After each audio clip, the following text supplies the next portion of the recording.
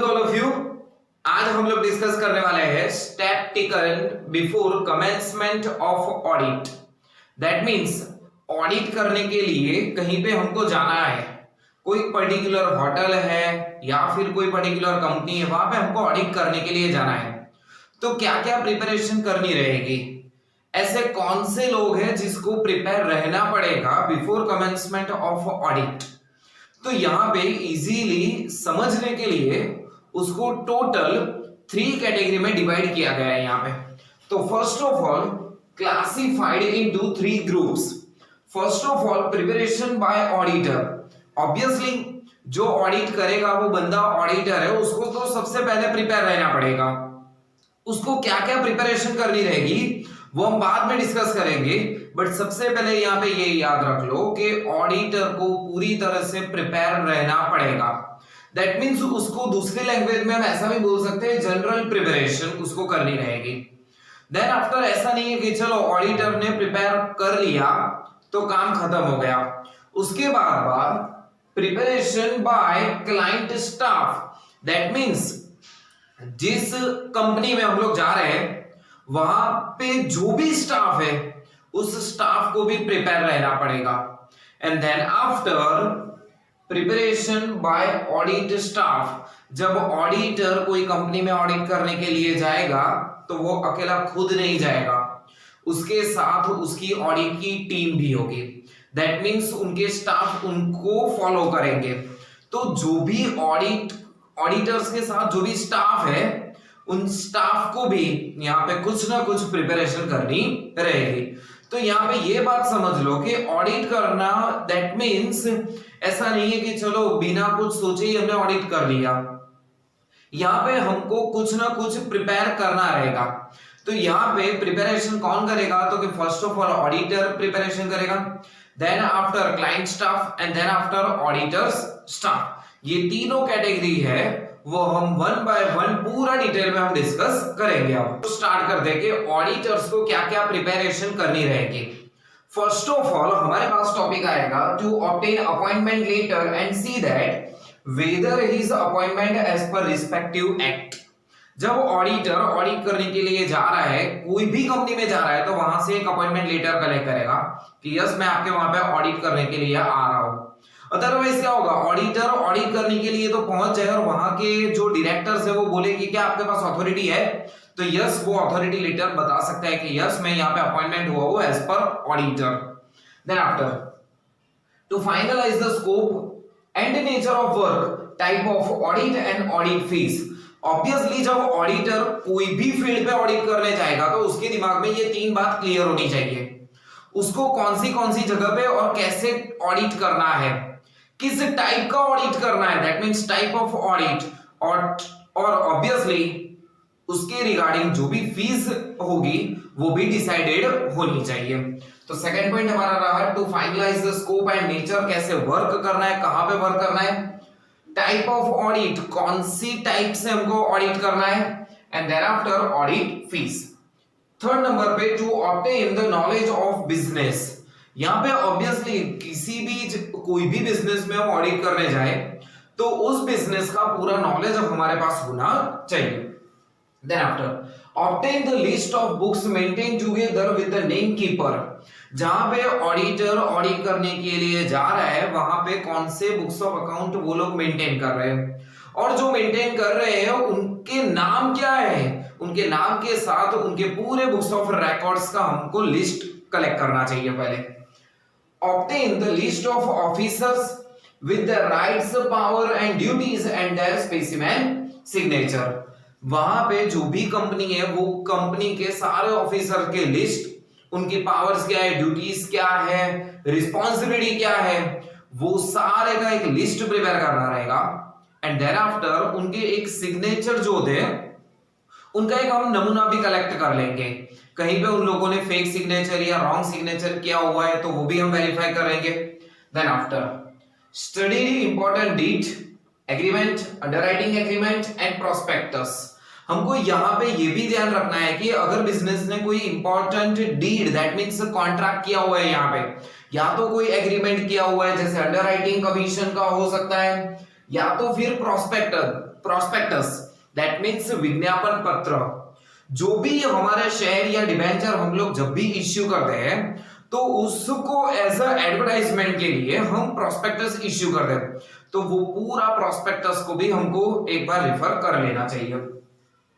Studied article of association, obviously ये तो जो कंपनी के वो मेनली डॉक्यूमेंट्स हैं, article of association and memorandum of association and agreement with the promoters, और प्रमोटर्स के साथ क्या क्या एग्रीमेंट किया हुआ है वो भी हम वेरीफाई करेंगे। Then after next, get the information of internal control system, company के अंदर की जो इंटरनल कंट्रोल सिस्टम है, जो मैनेजमेंट है, क्या वो प्रॉपरली वर्क कर रहा है नहीं कर रहा, उसके बारे में सारी इंफॉर्मेशन कलेक्ट करनी पड़ेगी हमको यहाँ पे। देन आफ्टर बात करेंगे communication with the previous auditor, जो प्रीवियस ऑडिटर है, हर साल कंपनी में क्या होता है, हर साल ऑडिटर चेंज हो जाता है, तो जब भी ऑडिटर रेगुलर रोटेशन में होता है, अगर पिछले साल कोई और ऑडिटर है कंपनी का, तो उस ऑडिटर से बातचीत करो और उस ऑडिटर से बातचीत करके क्या कलेक्ट करना होगा हमको, to get last year audited balance sheet and auditors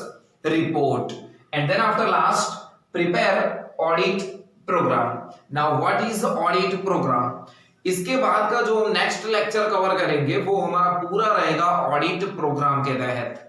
यहाँ पे आप सिंपल समझो कि ये हम जो क्वेश्चन पढ़ रहे हैं वो कब करना है हमको, जब ऑडिट का काम शुरू करने से पहले जो हम वर्क कर रहे हैं उसको हम बोलेंगे step taken before commencement of audit. But ये जो ऑडिट प्रोग्राम होगा वो ऑडिट प्रोग्राम क्या होगा, जब हमारा ऑडिट का वर्क कंटिन्यू रहता है, उसी कंटिन्यू जो ऑडिट वर्क चालू है हमारा, उसी समय जो बुक्स बनते हैं, जो कुछ नोट्स लिखी जाती है, उसको बोलते हैं हम ऑडिट प्रोग्राम। वो जैसे जैसे हम नेक्स्ट लेक्चर में पढ़ेंगे वहां पे हम डिटेल में वेरीफाई करेंगे कि क्या है हमारे लिए ऑडिट प्रोग्राम। जब एक बार ऑडिटर ने प्रिपरेशन कर लिया, देन आफ्टर बात आएगी जब वहां जिस कंपनी में ऑडिट करने के लिए हम लोग जा रहे हैं, उसी कंपनी के जो स्टाफ मेंबर्स होंगे वो क्या प्रिपेयर करेंगे, तो उसी लिस्ट के बारे में बात कर रहे हैं। Preparation by client staff, first उनको ध्यान में रखना पड़ेगा, prepare up to date records, it means जो भी बुक्स ऑफ अकाउंट्स है वो सारे परफेक्टली अप टू डेट कर दो।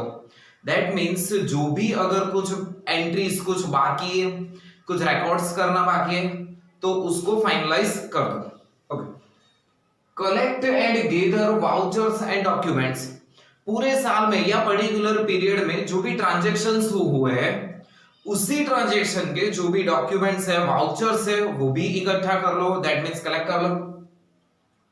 क्लोज द लेजर अकाउंट्स, जो भी लेजर अकाउंट्स है उनको क्लोज करो, क्लोज करने के बाद जो भी डिफरेंस आएगा उसको हम बैलेंसेस बोलेंगे, that means obtain the balances, और prepare trial balance on the balances of ledger, then after prepare trial balance. That means यहां पे इसी पॉइंट में कंटीन्यूअस प्रोसेस की बात की है। First of all ledger account close करो, उसके ऊपर से बैलेंस फाइंड आउट करो, बैलेंस के ऊपर से ट्रायल बैलेंस तैयार कर लो। प्रिपेयर बैंक रिकंसिलिएशन स्टेटमेंट, अगर ऐसा हो रहा है कि मेरे पास बैंक बुक और पासबुक में क्लोजिंग बैलेंस है वो डिफरेंट शो कर रहा है, तो ऑब्वियसली मेरी जिम्मेदारी है कि मैं एक बैंक रिकंसिलिएशन स्टेटमेंट प्रिपेयर करूं और वो बैंक रिकंसिलिएशन स्टेटमेंट बैंक से कंफर्म करवा लूं एक बार। Prepare bank reconciliation statement and obtain the confirmation from the bank. Prepare schedule of the investment with all detail, अगर कंपनी ने कहीं जगह पे अलग अलग इन्वेस्टमेंट किया हुआ है तो कौन सी जगह पे इन्वेस्ट किया हुआ है वो फुल डिटेल के साथ एक लिस्ट तैयार कर दो। प्रिपेयर शेड्यूल ऑफ डेटर है, डाउटफुल डेब्ट, बैड डेब्ट, पूरा उसका भी लिस्ट तैयार करो। पूरे साल में हमारे पास कितने डेटर्स है, कितने डाउटफुल डेब्ट हमने सोच रखी है कि शायद फ्यूचर में वो पैसे हमको ना मिले, और कितनी इस साल बैड डेब्ट हुई है, उसका भी एक पूरा शेड्यूल तैयार कर लो। Prepare schedule of fix asset, fix asset का भी एक पूरा लिस्ट तैयार कर लो जिसमें हमको क्या मेंशन करना रहेगा, showing original cost, that means हमने वो असेट जो है वो कितने में परचेज किए, उसकी original cost, accumulated depreciation, that means अब तक का इकट्ठा हुआ डेप्रिसिएशन, अब तक टोटल उस असेट पे डेप्रिसिएशन कितना कैलकुलेट किया हुआ है वो, रिटर्न डाउन वैल्यू, जो ओरिजिनल कॉस्ट है उसमें से डेप्रिसिएशन माइनस किया, उसके बाद क्या वैल्यू हमारे पास है, दैट मींस बुक वैल्यू, और at last depreciation of the current year, और करंट ईयर में हमने कितना डेप्रिसिएशन काउंट किया है वो भी हमको यहां पे मेंशन करना रहेगा। उसके बाद बात करते हैं prepare the list of inventories with the physical verification of certificate. चलो बैलेंस शीट और ट्रेडिंग अकाउंट में हम लोग इजीली शो कर पाएंगे कि हमारे पास क्लोजिंग स्टॉक क्या है, बट वो क्लोजिंग स्टॉक को फिजिकल मतलब आप फेस टू फेस वहां पे जाके वेरीफाई करो क्या इतना स्टॉक फिजिकल फॉर्म में है, उसका वैल्यूएशन करो, तो फिजिकल वेरिफिकेशन सर्टिफिकेट भी चाहिए वहां पे। Then after prepare statement of adjustment entry and reserve provision. At last क्या प्रिपेयर करना रहेगा, स्टेटमेंट ऑफ एडजस्टमेंट, अगर कोई एंट्री बाकी है अगर, तो वो एंट्रीज की जो भी लिस्ट है वो लिस्ट तैयार कर लो, और अगर रिजर्व प्रोविजन जो भी अगर हमने करंट ईयर में जो प्रोविजन करना है वो प्रोविजन का भी एक पूरा लिस्ट प्रिपेयर कर लो। तो ये जो सारा वर्क था वो वर्क कौन कवर करेगा, तो कि क्लाइंट स्टाफ। यहां पे हमने ऑलरेडी पहले बात किया हुआ है ऑडिटर को क्या जिम्मेदारी पूरी करनी रहेगी, ऑडिटर्स को क्या क्या प्रिपरेशन करनी रहेगी। देन आफ्टर हमने डिस्कस किया ऑडिट, जो ऑडिट करने के लिए जहां पे जा रहे हैं उस क्लाइंट के स्टाफ को क्या क्या प्रिपरेशन करनी रहेगी।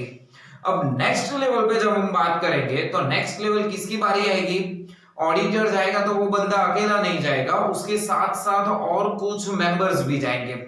दैट मींस ऑडिटर के जो स्टाफ है उनको भी क्या क्या तैयारी करनी रहेगी उसके बारे में बात करेंगे। अब एट लास्ट आएगा हमारे पास ऑडिट स्टाफ। ऑडिट स्टाफ को भी कुछ छोटी मोटी जिम्मेदारी होती है जो अदा करनी होती है। तो यहाँ पे ऑडिटर के साथ साथ ऑडिटर का जो स्टाफ है वो यहाँ पे क्या जिम्मेदारी पूरी करेगा, क्या उसको प्रिपरेशन करनी रहेगी। तो first prepare separate audit programme. जो ऑडिटर है वो सिर्फ एक कंपनी में ऑडिट नहीं करता, बहुत सारी अलग अलग कंपनी में ऑडिट करने जाता है। तो पर्टिकुलरली कोई भी कंपनी हो तो हर एक कंपनी का जो ऑडिट प्रोग्राम होगा वो एक जैसा नहीं रहेगा। क्यों, क्योंकि हर एक बिजनेस अलग अलग है, उनका वर्क अलग अलग है, नेचर अलग अलग है, तो सबको ध्यान में रख के उनका एक स्पेशल ऑडिट प्रोग्राम तैयार करना रहेगा। तो फर्स्ट टॉपिक हमारा होगा prepare separate audit programme according to size and the nature of business. Then after to check the effect of internal check system.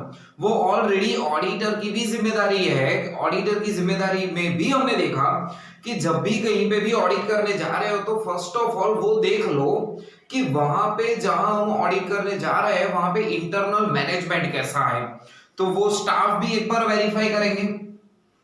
Type of audit carried out. हमारे पास बहुत सारे अलग अलग टाइप ऑफ ऑडिट है। हाँ, type of audit के कौन से ऐसे टाइप्स है, अगर आपको वो देखना है तो वो आप इस वीडियो के डिस्क्रिप्शन में भी आपको उसके लिए लिंक मिल जाएगी, जहां पे आप जान पाओगे कि अलग अलग जो है ऑडिट के टाइप वो बहुत सारे हैं।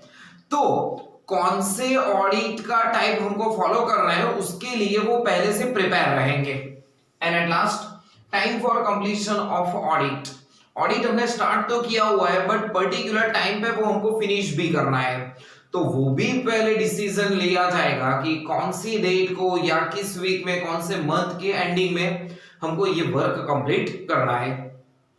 तो ये हमारा आज का सेशन था रिगार्डिंग कौन से स्टेप टेकन करेंगे बिफोर कमेंसमेंट ऑफ ऑडिट। जब हम ऑडिट का वर्क स्टार्ट कर दे उससे पहले हमको क्या प्रिपरेशन करनी पड़ेगी। तो यहाँ पे हमने क्या किया, इजीली समझने के लिए यहाँ पे टोटल 3 ग्रुप कर दिए। पहला वाला ग्रुप में हमने देखा कि ऑडिटर को क्या तैयारी करनी रहेगी। देन आफ्टर हमने देखा कि जो क्लाइंट के जो स्टाफ है उनको क्या जिम्मेदारी रहेगी, क्या उनको प्रिपरेशन करनी रहेगी। और एट लास्ट हमने देखा कि ऑडिटर के साथ साथ जिम्मेदारी होती है ऑडिटर स्टाफ की भी, तो ऑडिट स्टाफ की भी क्या जिम्मेदारी रहेगी। अगर इसके रिगार्डिंग कुछ भी डिफिकल्टीज है तो नीचे आप कमेंट सेक्शन में शो कर सकते हो। तब तक ऑल द बेस्ट।